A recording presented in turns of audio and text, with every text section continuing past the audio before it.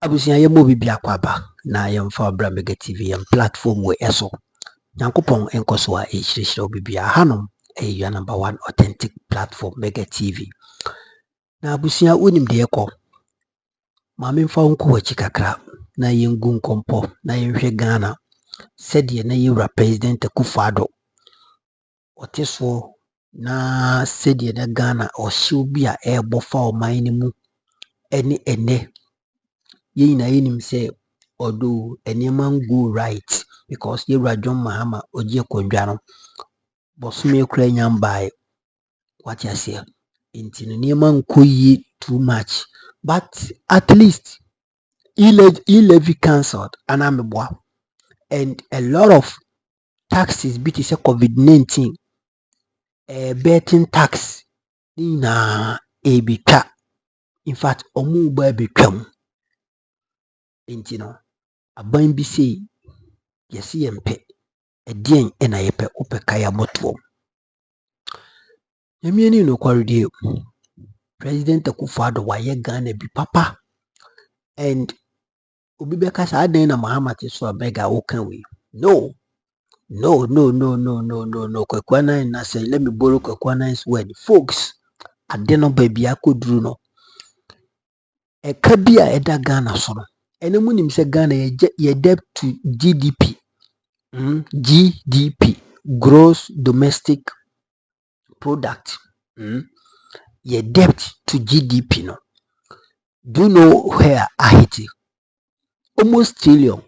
Nancy na mete say sa international monetary fund China for a year is it China?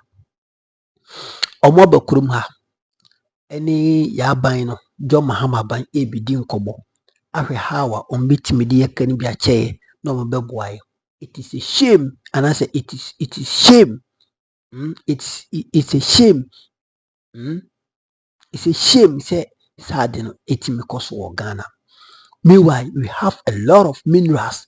You have and then be being what money will you be ukruma. But because of bad leadership, because of bad governance in Tino, again and ayako akoso ukruma. In fact, we have suffered. We have suffered under President Akufo-Addo.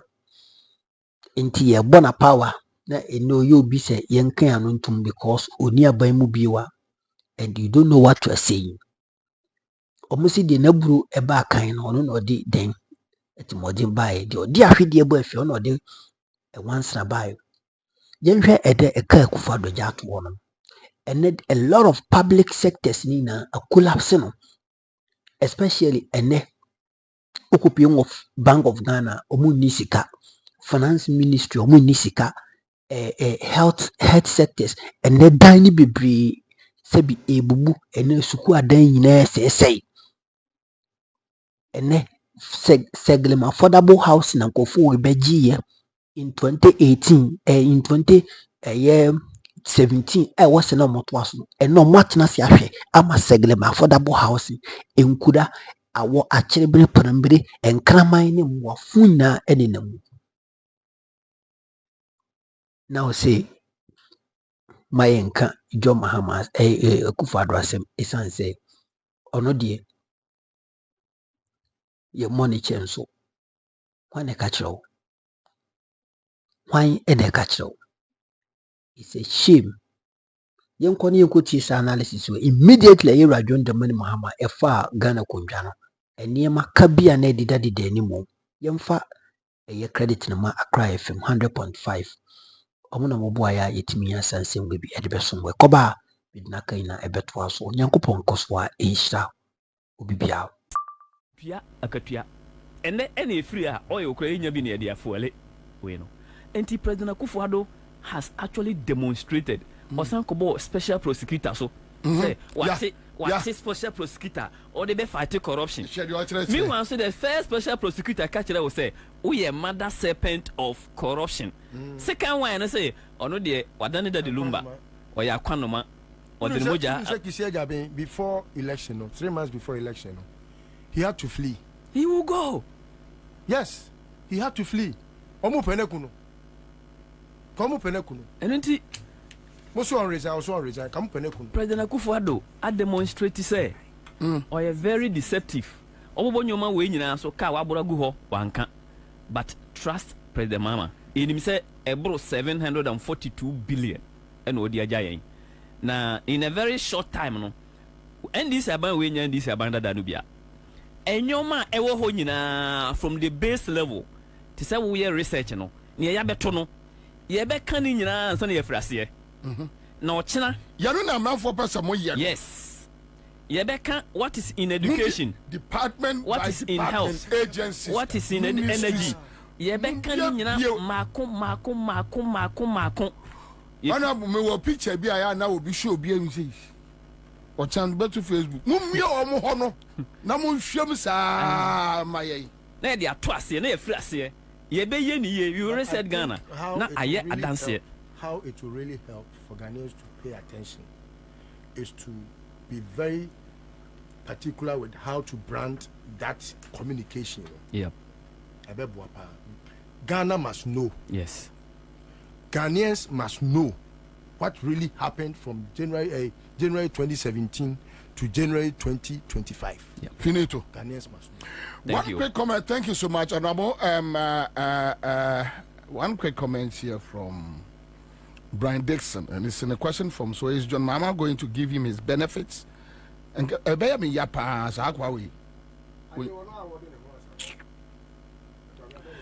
NDC grassroots should keep an eye and expose any of their members found doing business or covering up for an MPP member. Nifie straight namwako bono. Muhunu NDC ni bia wono ena ono nam ede nkrofo pepa achewa monko de fie mo frɛ me bobi a me kyerɛ mu ne fie monko hwe no NDC a oba NDC program bia se a mommo no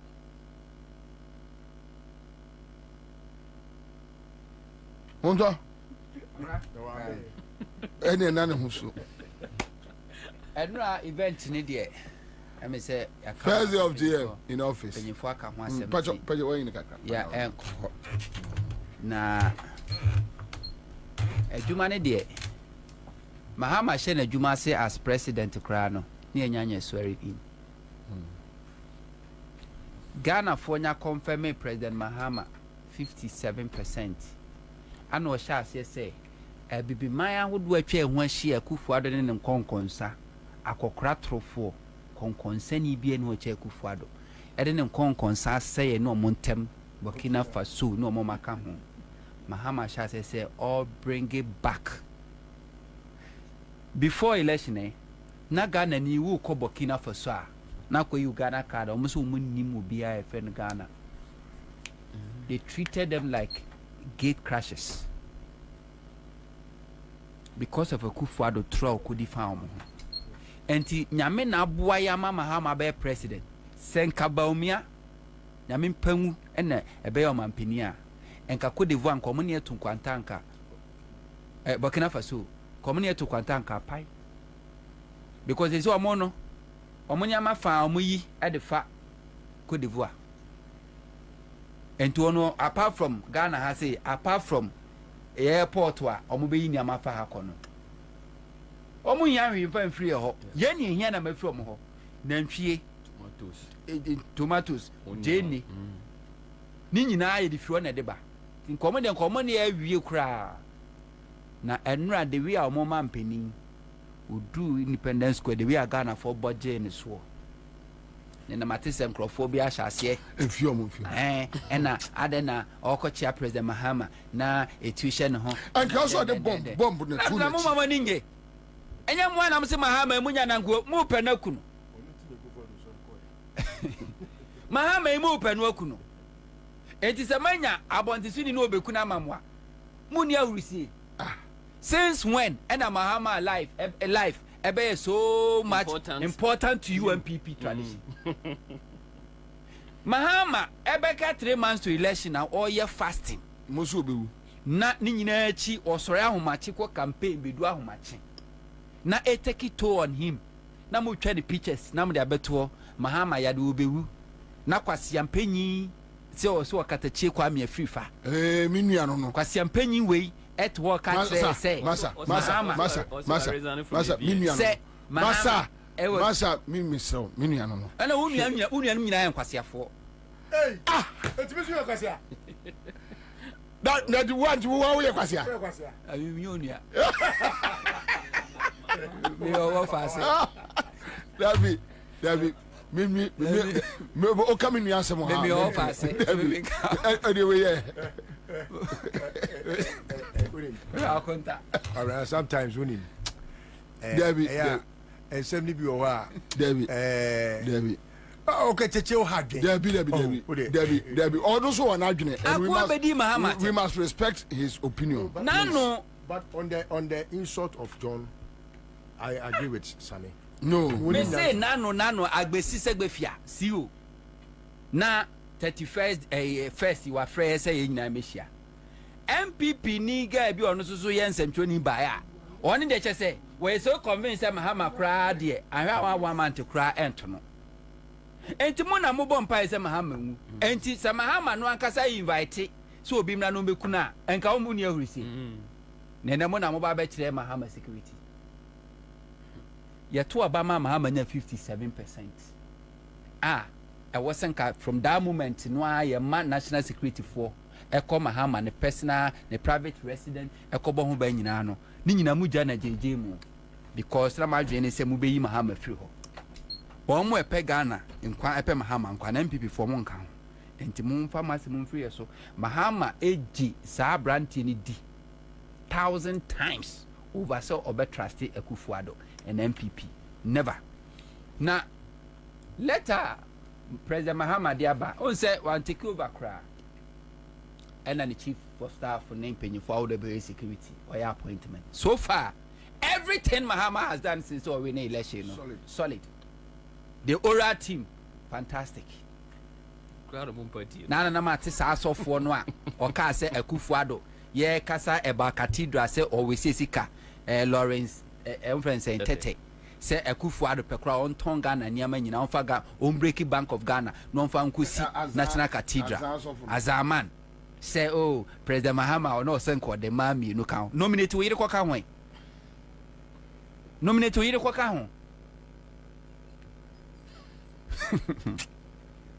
o ma metias ya nominate o ma me no kwa kan ho a multi party democracy so if he said the Mahama nyina afwa to aso the oral team of President Mahama ebodino enukra alone amene almost all the CEOs Akufo-Addo appoint to omono omunyi obi a proceed on leave before Kurandisi take over ayi kura ampo de ayi we Joanoche we oko obi abuna ketim and the said the die animu ba the second appointment empenyifo-Addo so mo hwe akire the chief of staff Julius Debra.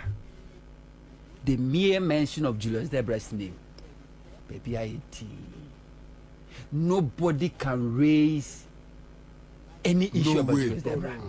No how hey. Julius Debra even in opposition for the past 8 years wasum sa enkrofo na wo Mahama ho enyuna Baba Kamara owe NDC for no many emre Kababa Kamara de ensese nkwotena Ghana abiem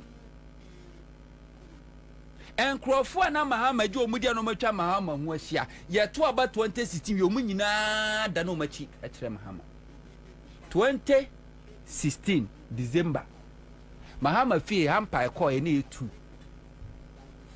2 nanso afi egu container mu ene ade ekọ Julius Debra everywhere Mahama ko you see Julius Debra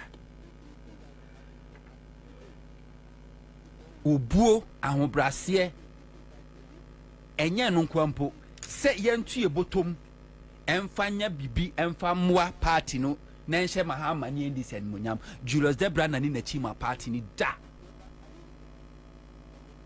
enti se ka position bo akra so sene sa position no o se de Julius Debra Dr. Callistus Mahama the mere mention of Callistus Mahama and Mahama or family and friends or family and friends I my me me When you say JM, when you say JM, on to me, your family and friends. Then come me, person JM, call point here, beer. Young father say, a Gonja cry, assembly may be an the defense minister, not their man. Can you feel from Wako Mahama office? I call transacting, say meet and as a business, beer. What coming into contact with Dr. Callistus? Excellent figure. How are we send Kamahama ministers in bet is Dr. Callistus? That man, you cast a man with integrity. Say, who kochana there? And I any day.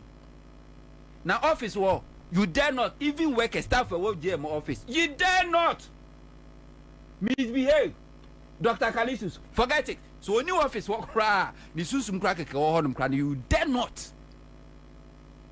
Mame Valerie Soya. She mami dibre. And the munyam, or sacrifice not only dear, or my dream or munyan so more, but sike wumutum. Greater Accra, 2020 election. Almost all the orphan constituencies will donate cars and money. This election, Osaye. The same thing. First, beyond Greater. Yeah, and sana other constituencies crowd here. Some beyond Greater. Greater Accra. Any penny for out of Bomudini na competent people.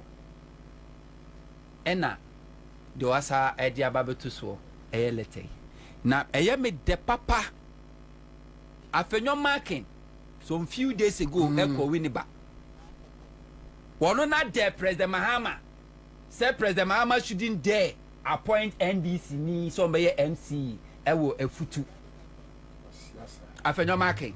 Now dear President Mahama nominati ni MC ni akotono so wo be ma wo de tusi wo na afenyo ka de be ye wo futu no afenyo mark wo nipa mi ni wo no the last term of member of parliament wonim de why hijack afutu last assembly election ko NDC ni abrante ba ko ye friend Nathaniel wo wini ye afenyo mark say wonu pede na NDC no wini o afenyo mark say da o ma abrante ne nyadwuma wo de abrante no kokot me atwe na sita 4 years abrante ne na NC assembly wo da amanfo ato abama no edu o ma bato so okosisa nkrofo outside afutu wo de bi free eye A+ constituency epinum kura free eye swadro ana odo mbegu mu and just to make sure say MPP for afa assembly seat ni nyina.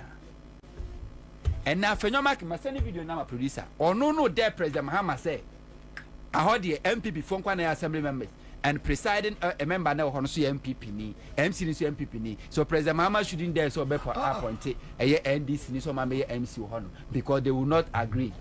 A good people of a futu semunim de ya Afenyoma ki munka bibi nchire no because President Mahama President Mahama obe nominate ni MC for a futu what the neighbor na mututia no obe nominate enye for the next 4 years President Mahama be nominate a enti so bana samoso betu atia na ndie mfa obi aho enti mputujuma no sa maso a enye President Mahama na empe afutufu asem na emom sasabonsam afenyoma ken enmpe mputu afenyoma ken is expecting say President Mahama ema kwan no MPP MC ne entra ho anke asai na boni bi afenyoma ka wadi wo eye futu yebetua wo se ka President Mahama be boss wo bubugu ye wo se no nkrofo am ya chi omugu mu nkrofo am ya bebu nkrofo bi wo be board ye bebu agu wo be ma de ma yenyi assembly ni nwie yenyi MC nwie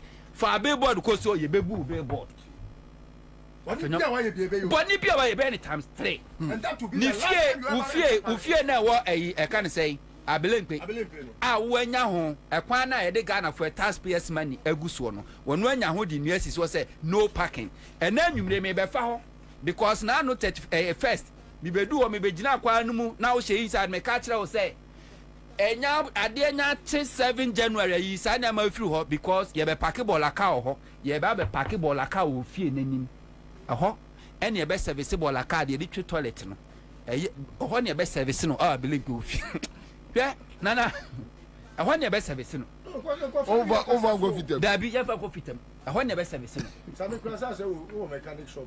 Ye yi akọ ho. So si to me ede.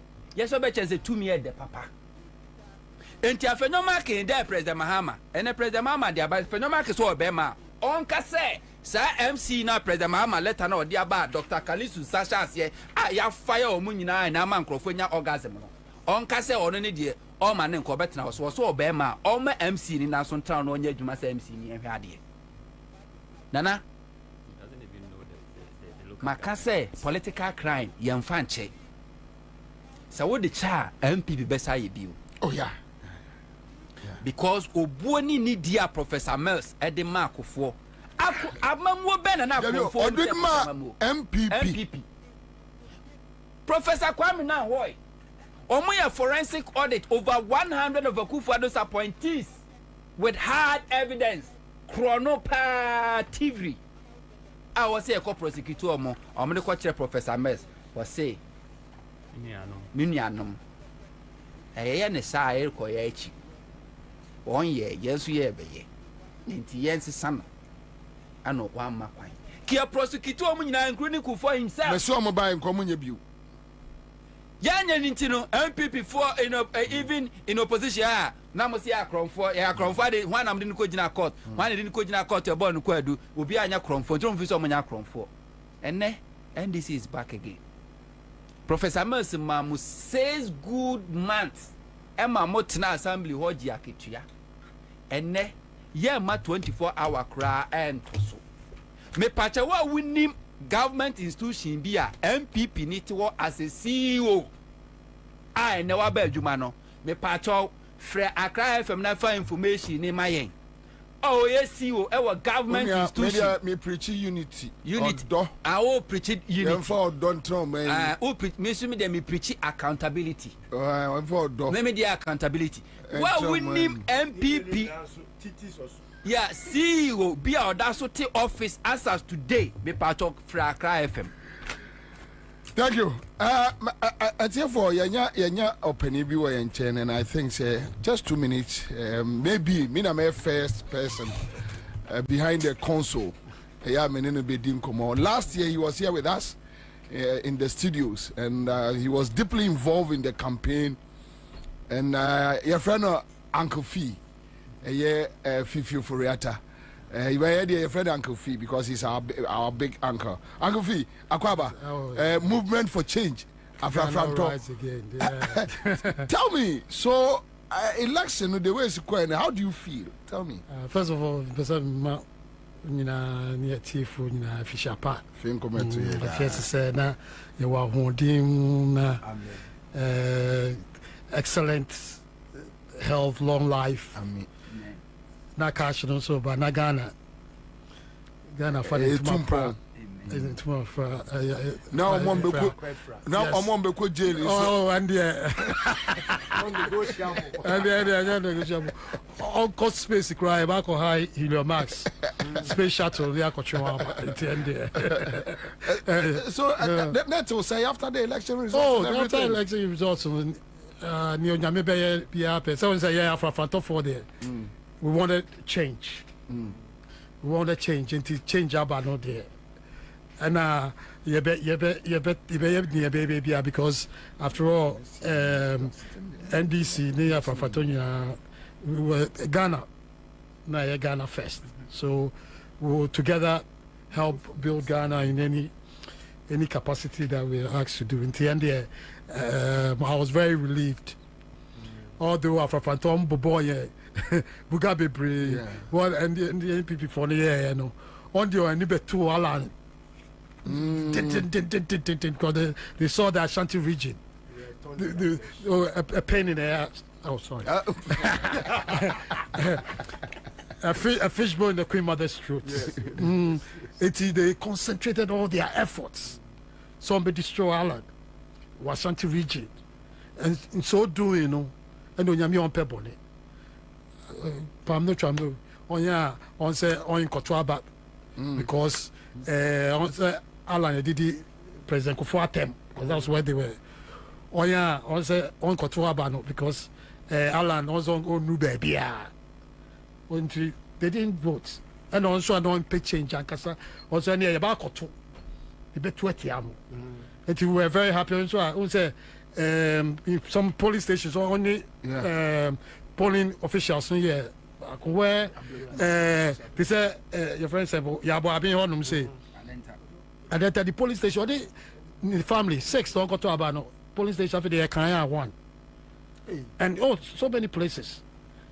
Me okra me polling station we say yeah na your friend sample me repair and ato but we have agents near others yes there are a lot of it happened so many places only but most can say put him more investigations together you can ask them some of the presiding returning officers now in various ways because all person chada it's Alan.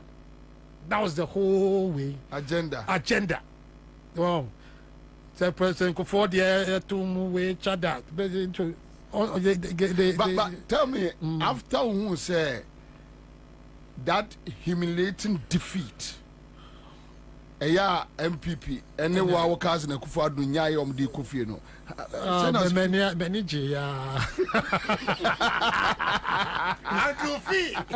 Many Ghana.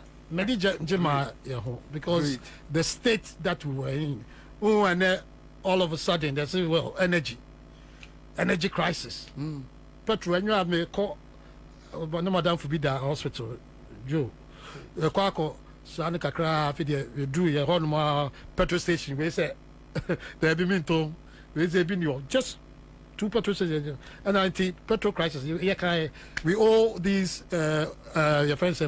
IPPC $3 billion and only on share one on Jujusicano. And this is the results, the reality. Petrol back cost as they say $60 and and see Yadanyamiase, but as I said no together. Yeah, Afafrato for the NDC Ghana for you better and this now to lift Ghana up. Now Ghana will rise again. Amen. Amen. Yes, thank you so much. I mean, at the crunch moment. No problem. We saw you guys on board. You came to us and encourage some of us. Na say in Christ say amen. Because you know na you were for baby. Me 2007 year for rather me giant PP. Me omo inwa flag bearer Uncle Fini and me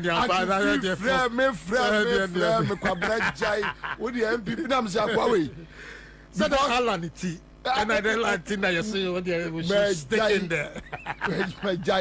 And tell my you say munyina mo ba no and my energy say at least and yes NDC Ghana for one to abam say NDC omo to abasa yenyi o man NDC and I yen so no yen say no a lot of us say your bottom near pale debi and yet say you na ke bottom na like I said by a Ghana. Why are there? Ghana first. So unfortunately we have like 3 minutes to go. Now somebody don't tell me my Uncle Phil. But JM first day in the office. I know say you're queer enemy will get time to a friend run up. In fact, me nka say no anopa be say nane nansa ra the eve of Enra. Me pon anaju program me no mo na pon wa ha. Na kwabra me pon me ko di power XYZ. To me free XYZ no na me drew Independence Square. I just wanted to see what is happening. And e ko boy ni akoma. Me ni na kwabra ye drew ho no at the Independence Square no. Very unusual of how in say be swear in presidents are etiano. Na popular stand why am they go there at na afi many atete nyina ne say kwabra che say atete ne atepoi ne how ya benedia ya community nyakopon ade e beti ama owura mahama eye wodoba wabeso akofuna yi mu apagya kire oman Ghana se mayi mu afiri mu ha mu ana nyakopon se ani kwabra me ni hwe ka me how to express the joy in me. All I tell anybody that calls me and they say ya see then to me so ya ye to me so ye nyamia ya ma ye do so ya see that be ye day na sa ya ye to me so ya see then to me so ye nyamia ya ma ye do so Ghana ma ye ya see that be ye day na sa. Thank you. Your mama wa be di mampani say Ghana for a take register no more marking by day. One day in the life of this country, a year better than the 8 years of Akufo-Addo. Just one day. One day in the life of Ghana with John Mahama as president, a year better than 8 years, the whole 8 years of Akufo-Addo. Any baumia. Thank you. For born in Chelmo. Now no me as a fatan so no. Ya domi omo dada. Na enko mo mani omo nchiri maso. All right, so that's it live on Accra 100.5 Citizen Show. Give us about a center. So it is quite and rather unfortunate.